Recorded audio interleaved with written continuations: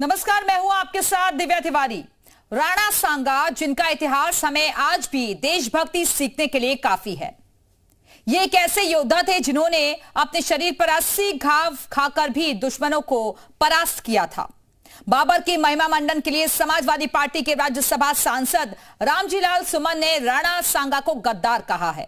रामजीलाल सुमन के इस बयान पर चौतरफा विरोध दर्ज कराया जा रहा है।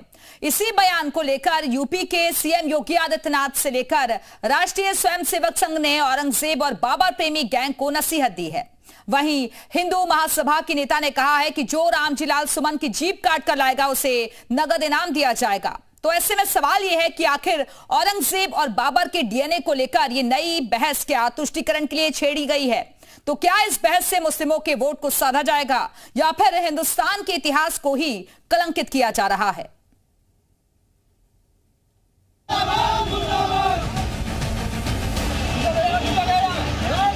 हिंदुस्तान का मुसलमान तो बाबर को अपना आदर्श मानता नहीं है, वो तो मोहम्मद साहब को अपना आदर्श मानता है, सूफी संतों की परंपरा को अपना आदर्श मानता है।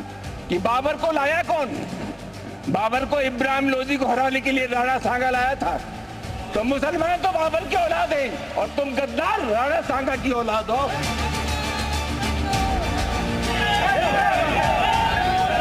तो रामजीलाल सुमन इसने कहा हिंदुओं को गद्दार, तो जो भी इसकी जीभ काट के लेके आएगा मैं उसको 1 लाख रुपए इनाम देंगे।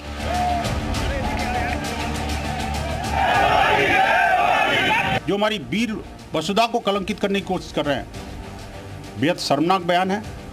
न सिर्फ अखिलेश यादव को इसमें माफी मांगनी चाहिए, अपितु सदन के अंदर राइटिंग में एक माफीनामा ये सदन के सभापति महोदय को भेजें।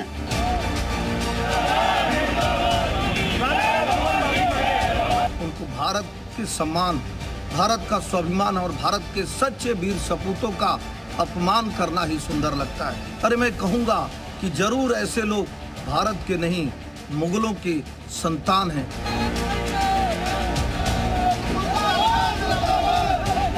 की बहस छेड़ना चाहते हैं तो अगर रामजीलाल सुमन जी ने भी इतिहास का कोई पन्ना पलट दिया, जिस पन्ने में अगर इस तरह की भाव लिखा होगा, 200 साल पहले 100 साल पहले हम लोगों ने तो इतिहास लिखा नहीं। इतिहास किसने लिखा है? इसलिए भारतीय जनता पार्टी से पूरे उत्तर प्रदेश की हमारी समाजवादी पार्टी की तरफ से निवेदन है कि इतिहास के पन्ने ना पलटें।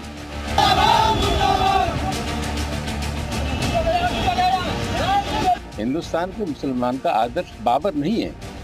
हिंदुस्तान का मुसलमान मोहम्मद साहब को अपना आदर्श मानता है और सूफी संतों की परंपरा को ग्रहण करता है। इसलिए अनावश्यक रूप से ऐसी कोई बात नहीं है। तो जैसे मैंने अभी कहा कि मैंने एक जो बात थी उसको उजागर किया। मेरा इरादा किसी की भावना को ठेस पहुंचाने का नहीं। तो सपा सांसद की तरफ से बयान दिया गया जिस पर बवाल देखा जा रहा है। उसी मुद्दे पर चर्चा करने के लिए इस वक्त खास मेहमान भी हमारे साथ जुड़ गए हैं।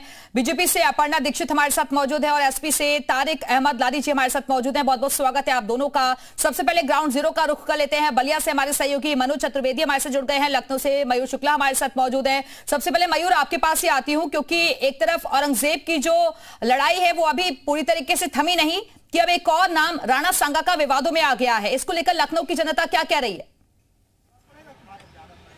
बिल्कुल, देखिए औरंगजेब को लेकर लंबे समय से बवाल चल रहा है, उसकी मज़ार को लेकर, और जो पॉलिटिक्स उस पर हो रही है वो तो देखने को मिल ही रही है। लेकिन अब राणा सांगा का जो नया नाम जुड़ गया है, क्योंकि रामजी सुमन जो कि समाजवादी पार्टी के सांसद हैं उन्होंने गद्दार बता दिया। हमारे साथ कुछ लोग हैं, भैया समाजवादी पार्टी के सांसद हैं रामजी सुमन, राणा सांगा को गद्दार बताया है। मामला औरंगजेब का चल ही रहा था, ये एक नया मामला आ गया। इस बयान को कैसे देखते हैं आप? रामजीलाल सुमन विद्वान हैं और सांसद हैं और पुराने हैं काफ़ी। उन्होंने पढ़ा होगा, कहीं इतिहास की बात है, पन्ना पलटने वाली बात है। कौन कौन पन्ना पलट रहा है, जबकि अब इन सब चीज़ों पे बहस नहीं होना चाहिए। यहाँ चिकित्सा, शिक्षा, रोजगार पे होना चाहिए, भ्रष्टाचार मिटाने की बात होना चाहिए, महंगाई समाप्त करने की बात होना चाहिए, गरीबी बेबसी लाचारी हटाने की बात होना चाहिए। तो उस पर तो बातें नहीं हो रही है। कभी राणा सांगा पे तो कभी औरंगजेब पर, इस पर लोग बहस करवा रहे हैं। तो ये जनता सब जान गई है कि केवल ये राजनीति हो रही है। इन सब बातों को भूलकर आगे की सोच रखिए कि आगे भारत की जनता इन सब बातों को, इतिहास को कह रहे हैं, जो बातें थी उसको भूलिए और अभी का जो समय है उस पर ध्यान देना जरूरी है। तो रामजी सुमन का जो ये बयान है, समाजवादी पार्टी के सांसद हैं, राणा संगा को गद्दार बताया है। औरंगजेब का मामला भी चल ही रहा है, आप सब देख ही रहे हैं देश भर में क्या चल रहा है। तो क्या राय है आपकी इस पर? देखिए, ये समाजवादी पार्टी और कांग्रेस की देन है। जो जिस पे वो रामजी सुमन ने बोला है, रामजी सुमन शायद भाई साहब कह रहे थे कई बार के सांसद, कोई प्राथमिकता नहीं, कई बार के सांसद हो, कई बार के विधायक हो, आदमी उसका भी दिमाग खराब हो सकता है, समझ गो। और उन्होंने जो देश के खिलाफ बात कही है राणा संगा के ऊपर, के राणा संगा का इतिहास उन्होंने पढ़ा नहीं शायद, और राणा संगा ने कम से कम यहाँ के छोटे छोटे राजाओं को इकट्ठा करके 100 राजाओं को इकट्ठा, ठीक है। तो कह रहे हैं कि इतिहास की जानकारी नहीं है। मयूरा बातचीत जारी रखेगा, वापस आते हैं, बलिया चलते हैं। मनोज चतुर्वेदी भी हमारे साथ मौजूद हैं। मनोज, आपके आसपास बहुत सारे लोग दिख रहे हैं, जरा वहां से रिएक्शन लीजिए। इस बयान को किस तरीके से वहां की जनता देख रही है? क्या वाकई में वीर थे, गद्दार थे? कैसे ले रहे हैं इस बयान को?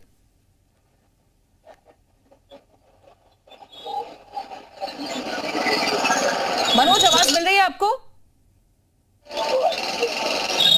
चलिए, इतनी आवाज हम तक नहीं पहुंच पा रही, फिर से जोड़ने की कोशिश करेंगे। और आइए अब अपने मेहमानों के साथ चर्चा शुरू करते हैं। सबसे पहले तारिक जी, मैं आपके पास ही आती हूं, क्योंकि एक तरफ आपने देखा औरंगजेब का पूरा मामला सुर्खियों में बना हुआ है, फिर सालार को लेकर भी विवाद हुआ, और अब एक नया नाम राणा सांगा को लेकर जुड़ गया है।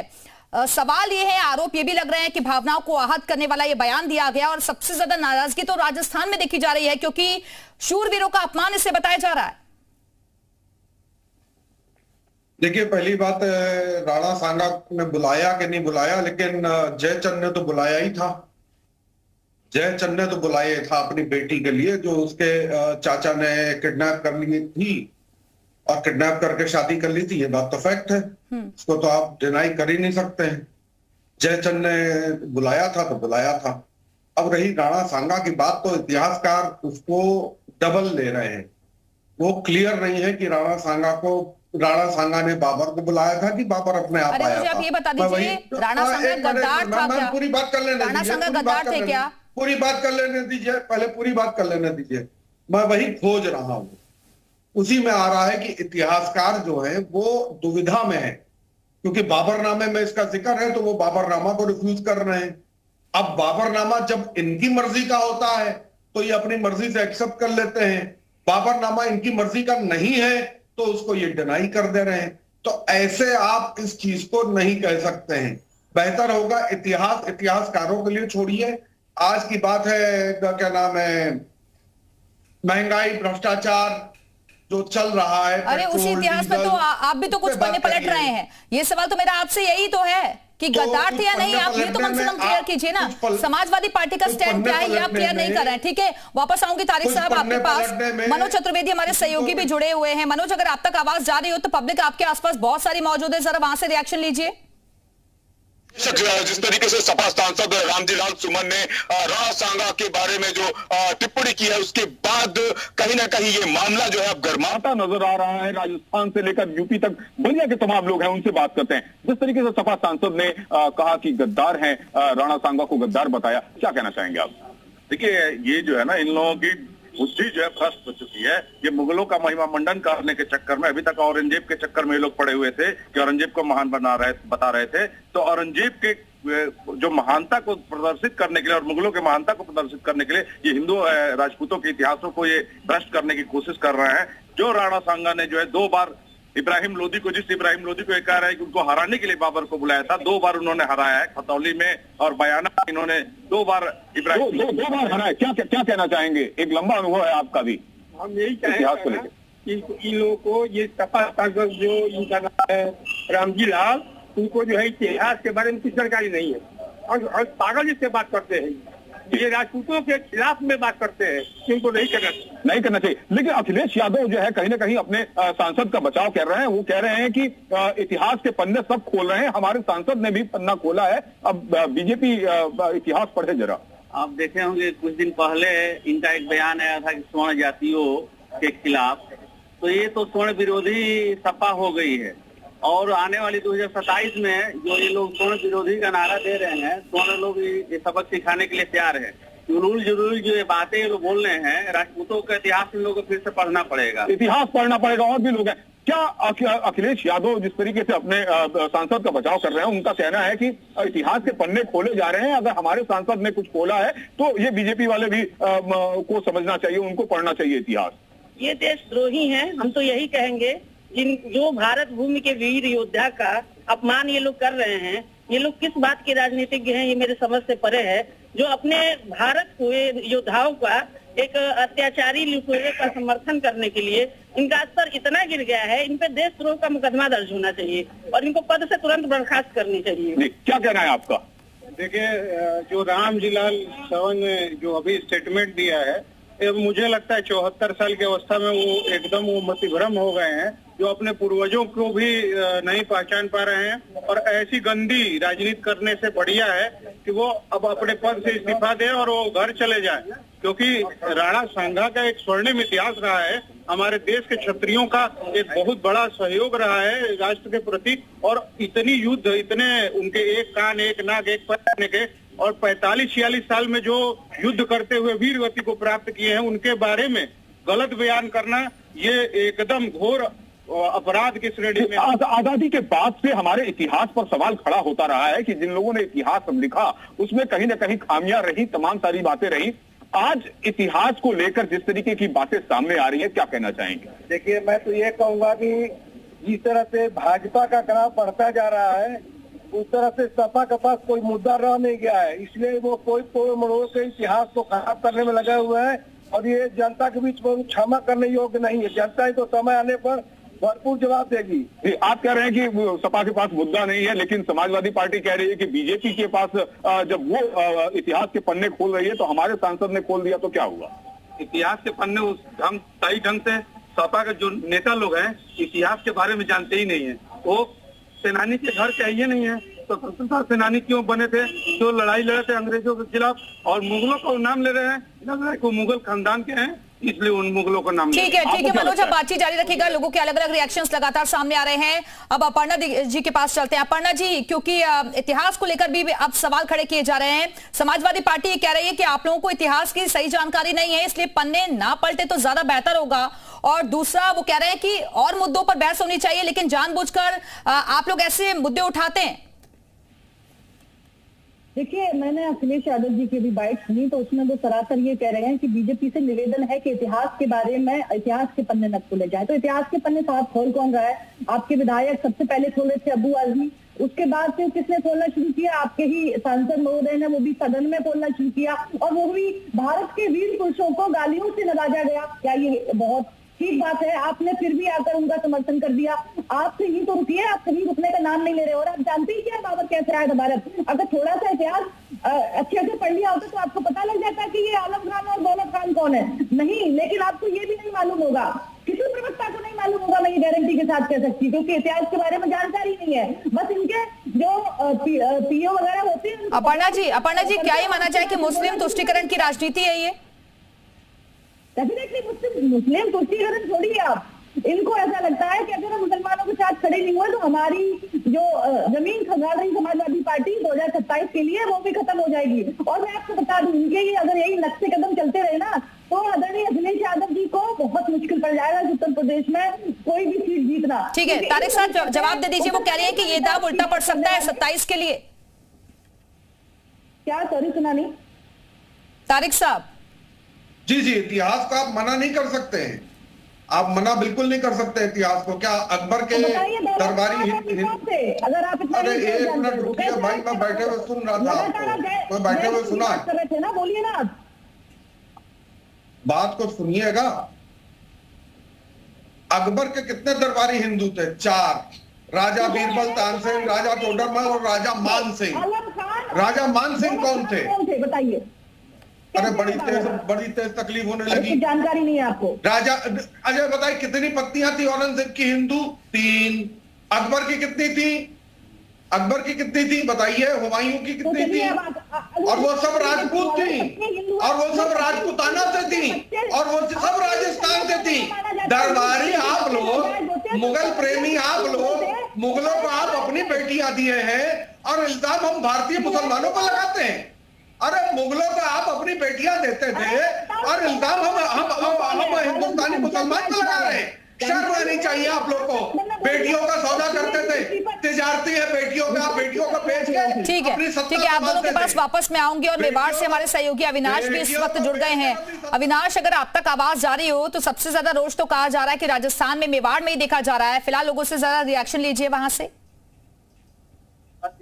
सपा के सांसद ने ये बयान दिया, उसके बाद मेवाड़ जो कि राणा सांगा की भूमि है, यहीं से उन्होंने 100 से ज्यादा युद्ध लड़े और एक भी युद्ध मोदी हारे। ऐसे में तमाम लोगों में यहाँ पे आक्रोश है और मेरे साथ में बड़ी संख्या में यहाँ पर लोग जुड़े हुए हैं। और देखिए सभी ने आज मेवाड़ी पाक पहनी हुई है और इसी मेवाड़ी पाक की लाज को रखने के लिए राणा सांगा ने सैकड़ों युद्ध लड़े, 80 से ज्यादा घाव उन्होंने उनके शरीर पे खाए थे, लेकिन कभी मेवाड़ की के गौरव को कलंकित नहीं होने दिया। और उस तरह की बयान अगर आते हैं तो ऐसे में आक्रोश होना स्वाभाविक है। और जब राणा सांगा को गद्दार जैसे शब्दों का इस्तेमाल किया गया देश की सर्वोच्च पंचायत में, इस तरह से मेवाड़ के लोगों में आक्रोश है। मैं तो यही कहना चाहता हूँ, उस सांसद का नाम रामचरण सुमन रखा है, उसके माँ बाप भी आज धिक्कार कर रहे होंगे। मैंने उसका नाम भगवान राम के नाम पे रखा। आज की जो सोच है वो मुगलिया सोच है। बाकी मैं आपको बता देता हूँ, राणा सांगा के बारे में 80 गांव लगे थे तन में, फिर भी व्यथा नहीं थी मन में। ऐसे देव पुरुष, ऐसे स्वतंत्रता सेनानी के लिए ऐसे शब्द उपयोग में लेना एक बहुत बड़ी मतलब सेकुलरता की एक पराकाष्ठा हो गई है। और मैं तो निवेदन करता हूँ संपूर्ण भारतवर्ष से, ये क्षत्रिय समाज का अपमान नहीं है, ये छत्तीसवीं कौम का अपमान है। और उसके ऊपर ऐसी कार्रवाई होनी चाहिए, उसके सांसद की सदस्यता रद्द होनी चाहिए। बिल्कुल, सदस्यता रद्द हो, कार्रवाई तकड़ी होनी चाहिए। कितना आघात लगता है लोगों को। राणा सांगा योद्धा थे, उसका अपमान करके एक मेवाड़ का ही अपमान नहीं किया है। और जिस संसद में ये बात रखी है, हमारे देश की सर्वोच्च संसद है, उसमें इस बात को रख के संपूर्ण देश का अपमान किया है। तो मैं रामजीलाल सुमन को बड़ी निंदा में कहना चाहता हूँ कि आप भूलकर भी ऐसे शब्दों का उपयोग नहीं करें, नहीं तो आपको बहुत ही उसका खामियाजा भुगतना। आप लोगों ने मेवाड़ी पाक पहनी और मेवाड़ी पाक की आन बान शान होती है, क्या कहोगे? इस तरह के बयान आते हैं, कितना मन व्यतीत होता है। हम मेवाड़ के राणा सांगा और महाराणा प्रताप के वंशज हैं, हम अपने आप को समझते हैं। और क्षत्रिय कौम और बाकी 36 कौम जैसे बोला है, सभी को इस बात का रोष है। और हम उग्र आंदोलन भी कर सकते हैं। उस व्यक्ति को जिसने ऐसा घटिया बयान दिया है उसको संसद से बर्खास्त करना चाहिए और उसके खिलाफ कार्रवाई करनी चाहिए, ये हमारी मांग है। क्या कहोगे आप, क्या कहोगे? इतना सा मानना है कि अभी तक शायद जो सांसद महोदय ने ये बात कही है उसको राणा सांगा का पूरा परिचय, जीवन परिचय पता नहीं है। राणा सांगा वो वीर है जो महाराणा प्रताप के दादाजी थे, और उसको पता नहीं है कि राणा सांगा इकलौता ऐसा शासक था जिन्होंने दिल्ली की सल्तनत में इब्राहिम लोधी को भी बर्बाद किया था। ठीक है, वो बात अलग है कि बाद में कुछ चंद गद्दारों ने राणा सांगा का धोखा करके उस खानवा के युद्ध में मुगल जो एंट्री हुआ था वो इसी खानवा के युद्ध से एंट्री हुआ था। पर राणा सांगा के बारे में जो उसने वक्तव्य किया है हम उसकी कड़ी निंदा करते हैं और संसदीय कार्यप्रणाली से उसको ठीक है अविनाश, आप बातचीत करते रहिएगा, वापस आते हैं आपके पास। तारिक साहब, सुना आपने, मेवाड़ से बहुत सारे लोग हैं जो कि राणा सांगा के वंशज भी थे, वो वीर गाथाएं सुना रहे हैं, पूजनीय मानते हैं, और वहां पर इस तरीके की शब्दों का इस्तेमाल किया जा रहा है, गद्दार शब्द का इस्तेमाल हो रहा है। क्या ये तरीका सही है? देखिए, एक यूपी में जगह है, वहां पे आप जाइए, वहां नूरी मियाँ के नाम पे उनकी भी बड़ी गाथाएं हैं। मेरे परदादा ही थे, वो बहुत गाथाएं हैं, तो गाथाएं चलती रहती हैं, उसमें कोई बात नहीं है। औरंगजेब को हराने वाले मेरे परदादा थे, अब्दुल रज्जाक लारी। गोलकुंडा फोर्ट का मामला जब हुआ था, 3 बार हराया था, तीनों बार मुंह की खा के औरंगजेब गया था। तो मुगलों के वंशज तो हम लोग है नहीं। हिंदुस्तान के जितने भी वो है ना, हम लोग सेवक हैं और ना वो है यहाँ का मुसलमान मुगल सल्तनत का कोई वंशज है या कोई मुसलमान है, मुसलमान। सुन तो लीजिए, आगे मैं बता रहा हूँ, सुन लीजिए, सुनना पर बहुत कब तक देश यूं ही बढ़ता रहेगा? आप ये आप करिए तय, संसद में खड़े होकर इस तरीके की भाषा का इस्तेमाल, क्या ये सही है? उन्होंने बात कर लिया, क्या ये सही है कि आप जरूरी हो टॉपिक को उठाएं? आप उस टॉपिक को ना उठाइए। आखिर जो अभी अरे भाई बयान दिया तो टॉपिक तो उठेगा ना, लोगों की आस्थाएं जुड़ी हुई है, भावनाएं जुड़ी हुई है, वो आप आहत करेंगे तो लोगों में तो नाराजगी दिखेगी ना। आप सड़क पर आ रहे हैं, लोग देख रहे हैं। अब मेरी पूरी बात सुनिएगा, बीच में टोकिएगा बिल्कुल नहीं, बिल्कुल ना टोकिएगा। अगर आपने टोका मैं समझ लूंगा आप बीजेपी के एजेंट है। अरे कोई किसी का एजेंट नहीं है सर, आपको भी सुनते हैं उनको भी सुनते हैं। टोकिएगा नहीं आपने जैसे उन लोगों को बिना टोक के सुना तो मुझे भी सुनिए। जब नागपुर में आयत कुरान शरीफ की आयत लिखा हुआ झंडा इन चड्डीधारियों ने बीएचपी वालों ने जलाया तो हमारी आस्था आहत नहीं हुई, सिर्फ इन्हीं की आस्था है, हमारी आस्था नहीं है। बात को दबाया आप लोगों ने, मौजूद है सब कुछ, बात को आप लोगों ने दबाया, लेकिन मैं कहूंगा ठीक किया दबाया, देश में दंगा हो जाता, बिल्कुल ठीक किया। वैसे इस बात को भी दबाइए जैसे उस बात को दबाया कि हिंदुओं ने हमारी कुरान शरीफ की आयत लिखा हुआ झंडा जलाया, आप इस बात को भी दबाइए मैडम। आपने जैसे इस बात को दबाया इस बात को भी दबाइए। नागपुर का झगड़ा क्यों हुआ, दंगा क्यों हुआ, बीएचपी ने क्या क्या किया दोपहर में, उसके बारे में बताइए। आपने उस बात को दबाया तो इस बात को भी दबाइए। क्या जरूरत है हर टॉपिक में आपको डिबेट करने की? अरे सर सुनिए ना, नागपुर वाला जो हिंसा हुई है, जो कुछ भी हुई है, उसके तो तथ्य हम दिखा रहे हैं ना लगातार। आप अपने सांसदों को तो रोकिए ना, आप अभी भी क्लियर नहीं कर रहे हैं, आप अभी भी क्लियर नहीं कर रहे हैं सर, अभी भी आप क्लियर नहीं कर रहे हैं गद्दार थे या वीर थे। ठीक है अपर्णा जी, आप अपनी बात पूरी रखिए। अगर आपने बुलाया है तो आप गद्दार हैं, बात खत्म हो गई। हिंदुस्तानी है, अगर आप इतने ही बड़े हिंदुस्तानी है तो आप एक काम करते, आप ही कम से कम टीवी डिबेट में बोल देते कि हाँ गलत हुआ है, अगर आपके नेता नहीं बोल सकते, लेकिन आपने नहीं किया ऐसा। दूसरा, आप गलत इतिहास बता रहे हैं, गलत अफवाह फैला रहे हैं बैठ के टीवी पर कि आयत को जला दिया और झंडे लिखवा के। लेकिन आप इस तरीके की, आपको भी मालूम है कि वहां पर हमने कई ऐसी चीजें देखी हैं वहां पर जहां पर दंगा हुआ था और इस तरीके से अफवाह फैलाई गई थी, ये गलत अफवाह थी। आप अभी भी टीवी पर डिबेट पर बैठ के अफवाह फैलाने का काम कर रहे हैं। अरे किसी ने नहीं किया था इस तरीके कसरत से, और नहीं आप जो इतिहास बताने की कोशिश करें ना वो सच है। दौलत खान थे और आलम खान थे, ये इब्राहिम लोदी को हराने के बाद बाबर को लेकर आए थे, यही सत्य है। ठीक है अपर्णा जी, आप दोनों के पास वापस आएंगे, जनता का रिएक्शन बहुत इंपॉर्टेंट हो जाता है। एक बार फिर से मयूर के पास चलते हैं। मयूर, जरा लोगों से एक बार फिर से रिएक्शन लीजिए, क्या ये इतिहास को कलंकित करने वाला बयान नहीं है? हाँ बिल्कुल, देखिए हमारे साथ तमाम लोग लखनऊ में मौजूद हैं, अपनी बात को रख रहे हैं, लेकिन ये जो बयान सामने आया है सपा सांसद का, क्या ये इतिहास को कलंकित करता है कि नहीं, इसके लिए हम बात करेंगे। सर आज ही आपसे बात कर लेते हैं, ये बयान इतिहास को कलंकित करने वाला आपको लगता है? बिल्कुल, हिंदुस्तान को इतिहास को कलंकित करने वाला बयान है सपा सांसद का। ये बयान कतई बर्दाश्त करने योग्य नहीं है, क्योंकि हिंदुस्तान में तुम औरंगजेब की या मुगलों की पैरवी करने वाले व्यक्ति को कभी कोई हिंदुस्तान बर्दाश्त अब नहीं करेगा।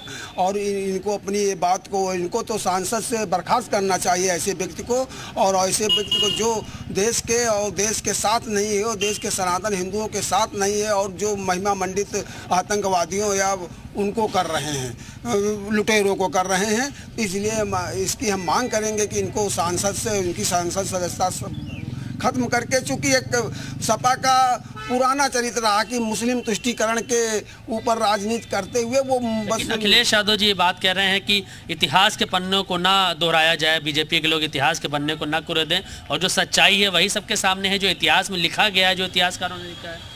नहीं, अगर हम इतिहास की बात करेंगे नहीं, हमारे बुजुर्गों ने हमेशा कहा है जो भूल गया वो बर्बाद हो गया, जिसने याद रखा वो आबाद हो गया। तो याद करना बहुत ज़रूरी है, जो पिछली चीज़ें हुई हैं, जो पिछली गलतियां हुई हैं, जो पिछले तुष्टीकरण हुए हैं, ठीक है, याद करना ज़रूरी है, उसको कुरेदना ज़रूरी है। और जो नया बयान है रामजी लाल सुमन जी का, इस बयान देने के बाद में मेरा ये उनसे आग्रह है कि राजस्थान मत चले जाना, नहीं तो बहुत मारे जाओगे, ठीक है। और वहाँ के लोग कूटते मारते कम हैं और घसीटते ज़्यादा हैं। तो क्या नाराज़गी है? आपको लगता है कि राजस्थान के लोगों के अलावा और भी प्रदेश भर में, उत्तर प्रदेश में भी लोगों में नाराज़गी है जिस तरीके से उनको लेकर राणा संघा को लेकर बयान दिया गया? देखिए सर, ऐसा है कि जो गलत है वो तो गलत ही है। ठीक है मयूर, वापस आते हैं। और इस बीच औरंगजेब गैंग पर आरएसएस के अलावा यूपी के सीएम योगी आदित्यनाथ की नसीहत भी सामने आई है, सुनवाते हैं आपको। जिन्होंने भारत की सनातन संस्कृति को रौंदने का कार्य किया था, जो आक्रांता बनकर के भारत की आस्था को कुचल रहे थे, वे भारत के लिए कभी आदर्श नहीं हो सकते। जिन्होंने भारत की, तो इसी के साथ ही बहुत बहुत शुक्रिया आप सभी का हमारे से जुड़ने के लिए। तो माहौल टाइट है, मैं अभी के लिए फिलहाल इतना ही, वक्त एक छोटे से ब्रेक का। कर लूंगा।